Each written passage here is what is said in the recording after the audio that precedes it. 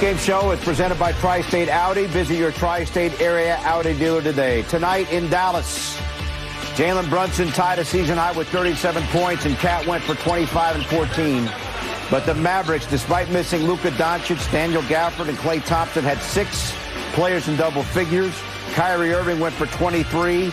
Dallas, pretty much a wire-to-wire win and a blowout indeed. 129-114, the final tonight from Dallas.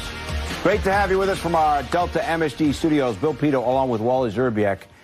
It's hard to believe that this is the same team that blew Denver out the other night in terms of what we saw, especially on offense. Not even close to what we saw. How do you explain it? It's sports. It's human beings, not machines and computers and numbers that are playing out there. You got to look at the team in front of you. You got to look up at your matchups in front of you, and you got to win them one-on-one as a 5-man unit. And tonight, the way this Mavericks team came out, they sent a message to the Knicks that this is another team that's favored top 4 in odds to win the NBA championship this year. But they were missing everybody tonight.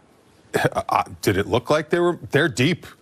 They got a lot more depth on their bench of guys that can come in and play productive minutes that have had experience in the NBA compared to the Knicks bench. I mean, the Knicks bench is thin.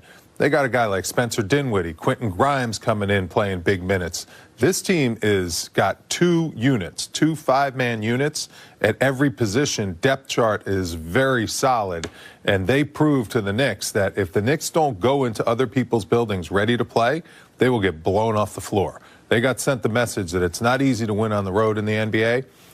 This Dallas team played very well tonight. Very similar, Wally, to what happened in Utah. The Knicks got off to a slow start. Yep. 15 first-quarter points, their worst quarter of the year. 38 first-half points, their worst half of the year, and just never were able to recover. Well, the game of basketball right now in the NBA, it's a momentum game, and it's all about threes. You got to make shots. And when the other team comes out in the first quarter and just blitzes you from deep, they look like they're a step faster. This team is long, too. At every position, they look bigger than the Knicks at pretty much every single spot. And they took advantage of that length, that aggressiveness, and that strength. I mean, they played with physicality.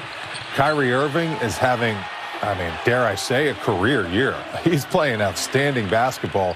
No Luka Doncic, and they didn't even look like they needed him tonight because they absolutely throttled the Knicks from the tip. Kyrie's been playing great basketball, and the fact that he's got all his teammates playing at a high level when they get their opportunities, that's incredible leadership. Naji Marshall, he's been really good for this team. What an outstanding pickup, a guy that can score 20 on any given night. And this is just an example of the Knicks, a step slow, transition, dunks, high flying. I'll tell you, this Dallas team is deep.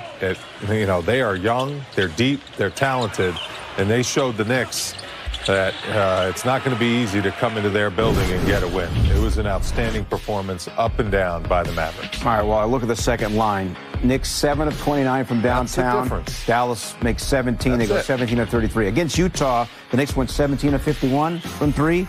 Against Denver, they went 19 of 36 from 3. Is it the 3 shooting that determines the outcome of these games? Is this where we are right now? Yes. You can't win games in the NBA anymore by grit and grind the way you used to be able to do it in the 90s. You can't. It's really hard to hold teams under 100. The Knicks have shown they can. They can have good defensive nights when they can defend the three-point line and when the other team isn't knocking down shots.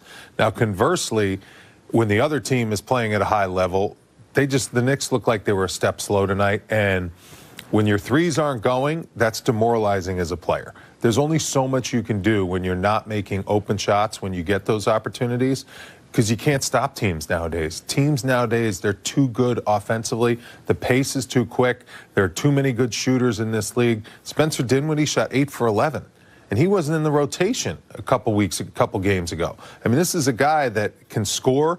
He's got a history of being a scorer, and he was ready to play tonight, and he made some really tough shots that were defended at a high level. For the Knicks, OG Anunoby off a great game. Yeah. 3 of 15 from the floor, 0 of 8 from 3. But the Knicks did have an excellent contest from Jalen Brunson, I mentioned off the top, tying a season high with 37 points. Yeah, he had a lot to prove. Going back to his old stomping grounds, Dallas let him go.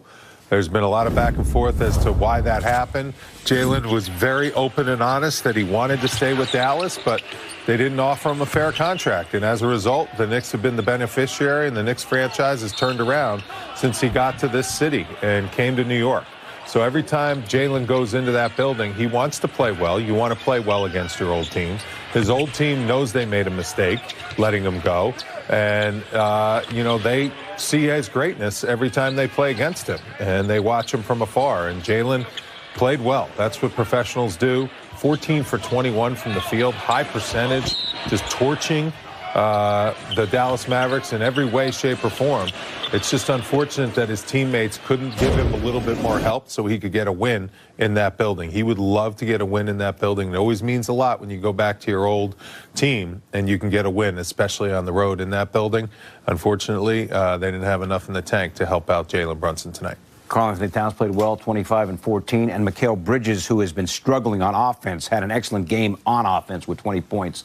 So those are some of the positives tonight for the Knicks. A lot of positives in the offensive end of the floor from the Knicks, but again, the glaring questions that we have with this team are still not going away.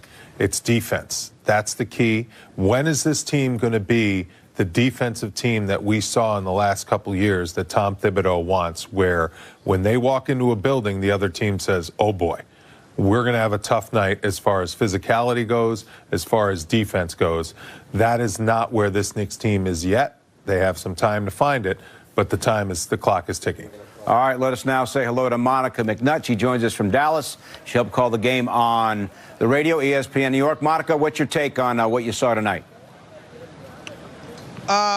Okay. Disappointing, I will say that. I anticipated a much more competitive game than what we saw. But you find yourself in the third quarter kind of reflecting on the difference from last year's group to this year's group. And while there were points where, well, let's just call it a spade a spade. Last year, the offense was not this potent. But if this team was in a rock fight, they were able to get stops.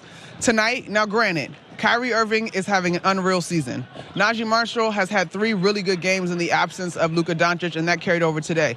Spencer Dinwiddie was cooking it, but I think the inability to get stops was glaring tonight. Like this, the Knicks currently cannot afford to not shoot the ball well. Like, you can't give it 24% from the three-point line. They don't have that wiggle room because of what their defense is right now.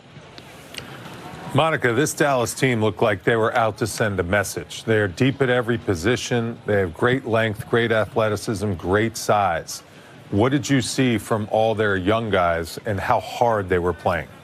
Yeah, they're locked in, and in particular Quentin Grimes, who, I don't know if you guys could see it, but took plenty of opportunity to glare over to the Knicks bench, which kudos to that young man as a competitor. But I think you're absolutely right. I mean, Jaden Hardy, Marshall in particular, to me, is almost like found money. He came over from the New Orleans Pelicans. He's been great in the absence of Luka Doncic, but pregame, Jason Kidd actually talked about his versatility and his willingness to do whatever it is that the team needs from him and what he's been able to bring in this stretch. I mean, mind you guys, the thing about tonight that probably digs a little bit more is that was without Thompson, without Gafford, and obviously without Doncic as well. And so I think this is a group that learned a lot from their experience last year, and they seem to be locked in. All right, Monica, so 2-2, road trip wraps up at Charlotte. What are you expecting on Friday afternoon?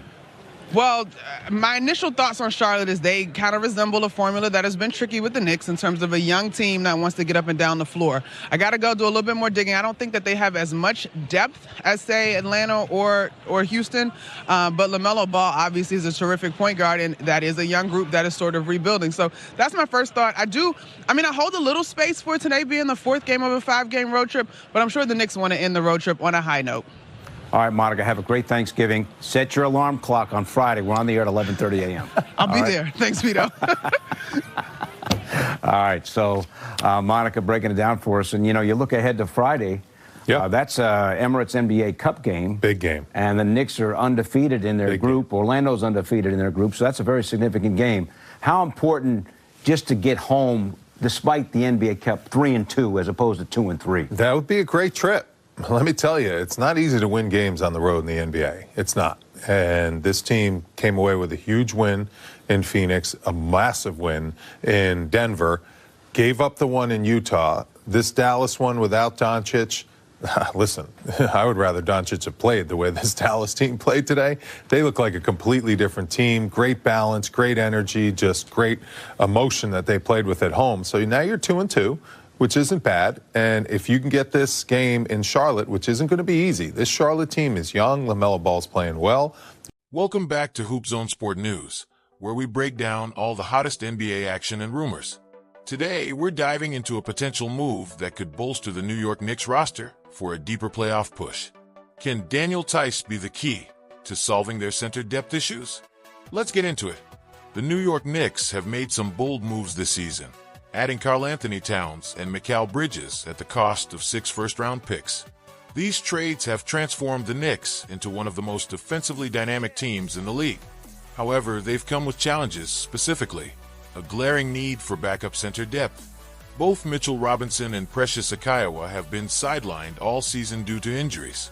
While KT has been dominant as the starter, he can't do it all alone, especially during a grueling 82-game schedule and a deep playoff run. Enter Daniel Theis, a proven veteran with a history of making solid contributions for multiple teams. Who is Daniel Theis? The 32-year-old center has carved out a reputation as a reliable role player. A 2-time Boston Celtics stalwart, Theis has also played for the Bulls, Rockets, Pacers, Clippers, and now the Pelicans. Strengths: Theis is a strong interior defender, a capable rebounder, and has a serviceable mid-range game. He's versatile enough to play both center and power forward, making him an excellent fit for any rotation. Playoff experience: with deep playoff runs under his belt, Theis understands the intensity and demands of postseason basketball, a critical asset for a Knicks team looking to make noise in the East. Why Theis fits with the Knicks? Adding Theis would stabilize the Knicks bench. He doesn't need heavy minutes or offensive touches to impact the game. His primary role would be to spell Towns, shore up the defensive paint, and add hustle plays during critical stretches.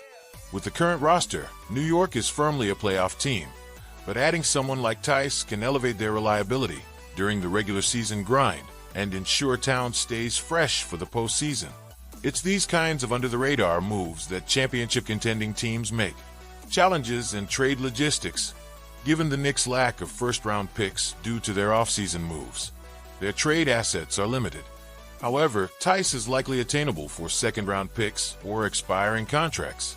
New Orleans may be willing to part with Theis to clear minutes for younger players. The Knicks front office will need to decide whether the long-term flexibility is worth giving up minor assets for immediate help. Knicks fans, this move isn't about making headlines. It's about making the team more resilient. Daniel Theis might not be a flashy name, but his impact could be exactly what the Knicks need to solidify their status as Eastern Conference contenders. With KT, Bridges, Brunson, and Anunoby leading the way, adding depth ensures New York is built for the grind of a championship run. What do you think, Knicks fans? Should the front office make a move for Daniel Theis to reinforce their depth? Or do you trust the current roster to carry the load? Let us know in the comments below. And don't forget to like this video, subscribe to HoopZone Sport News, and hit that notification bell so you never miss an update.